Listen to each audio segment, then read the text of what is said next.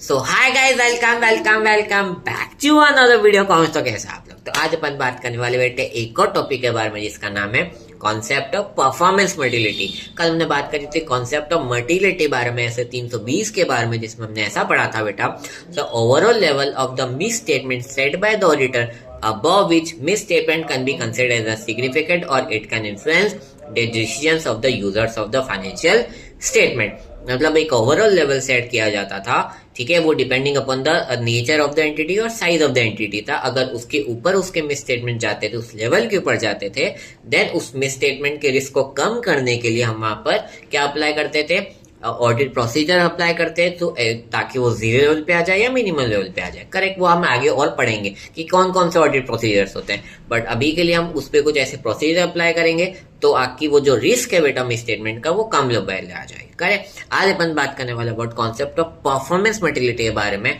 दोनों दिखते एक जैसे लेकिन नहीं है, इनकी सेम सेम बट डिफरेंट।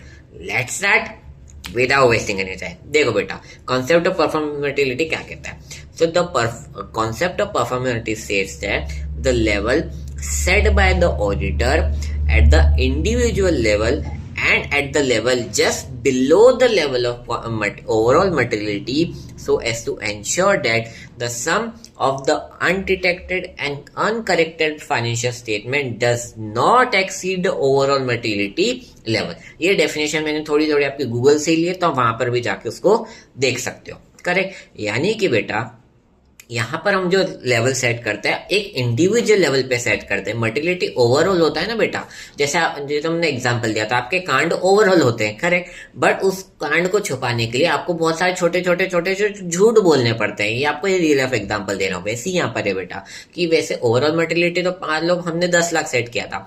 अब मान लो सेल्स में मेरा जो मिस स्टेटमेंट आया, मटेरियल मिस स्टेटमेंट आया, डेट इज फॉर एग्जांपल 5000 या 10,000 आया। वैसे परचेज में 10,000 आया, वैसे डेटर्स में 10,000 आया। तो ऐसे ये एट इंडिविजुअल लेवल पे तो मटेरियल बिल्कुल नहीं है, बट जब ये कंबाइन होते जाएंगे, जो अनडिटेक्टेड और अनकरेक्टेड फाइनेंशियल स्टेटमेंट जब कंबाइन होते जाएंगे, तो ये ओवरऑल मटेरियल जो हमने 1 लाख रुपए सेट किया था, उसको ये क्या कर देगा, एक्सीड कर देगा।